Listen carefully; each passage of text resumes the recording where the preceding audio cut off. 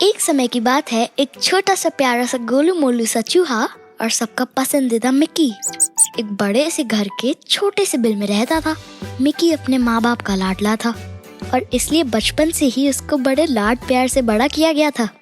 Mickey को बचपन से किसी भी चीज की कमी नहीं हुई थी। उसे बहुत सारे फायदे मिले थे, अच्छा खाना, अच्छे कपड़े, बड़े टीवी पर कार्टून्स और तो और उस घर में रहने वाले इंसान के बच्चे भी मिक्की के काफी अच्छे दोस्त थे। उनमें से एक बच्चे का नाम था रिकी जो 5 साल का था और दूसरे का नाम था मौसमी जो रिकी की जुड़वा बहन थी और उसे गाना गाने का बड़ा शौक था। रिकी को गाड़ियों का बड़ा शौक था। उसने मार्केट के हर लेटेस्ट कार का कलेक्शन अपने कार टॉय हाउस में रखा था। उनमें से एक कार रिकी ने मिकी माउस को गिफ्ट की थी उसके जन्मदिन पर। लाल रंग की हवादार गाड़ी में अक्सर मिकी अपने दोस्तों के साथ रात को लंबी राइड पर जाया करता था। एक दिन रिकी अपने कार हाउस में एक नया कार कलेक्शन जोड़ने जा रहा था कि तभी वहाँ एक जंगली बिल्ली आई और उसने रिकी की गाड़ियों को तोड़ना शुरू कर दिया। रिकी ने उस जंगली बिल्ली को पकड़ने की कोशिश की तो बिल्ली ने अपने पंजे से रिकी के गाल पर निशान बना दिए। रिकी बहुत तेज तेज रोने लगा और तभी उसकी आवाज़ सुनकर उसकी जुड़वा बहन मौसमी वहाँ आ गई। उसने जब जंगली बिल्ली को वहाँ देखा तो अपने गिटार से उसको मार कर वहाँ से भगा दिया, लेकिन तब तक बहुत देर हो गई थी। रिकी की आधे से आधा कार कलेक्शन खराब हो चुकी थी।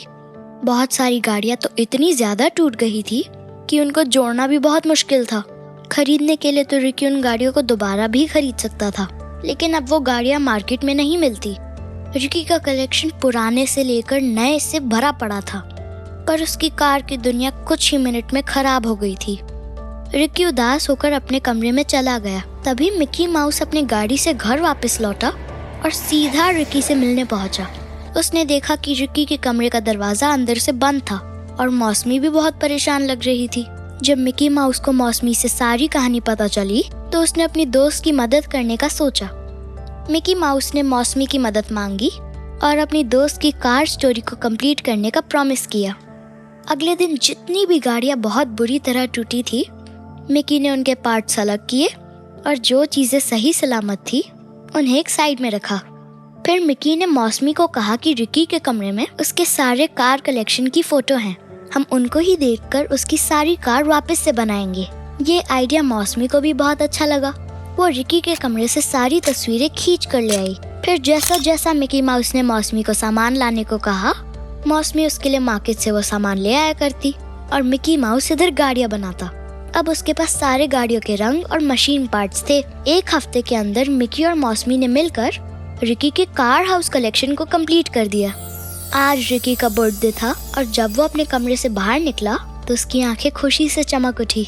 उसके कार कलेक्शन वापस से कंप्लीट हो गए थे और अब उसका कार कलेक्शन पहले से भी बहुत ज्यादा सुंदर लग रहा था। फिर मौसमी ने रिकी को सब कुछ बताया। ये सुनते ही रिकी ने मौसमी और मिकी माउस को गले लगा लिया। उसने मिकी और मौसमी को उसकी कार स्टोरी को कंप्लीट करने के लिए थैंक यू कहा और साथ ही खुशी खुशी अपना जन्मदिन बनाया।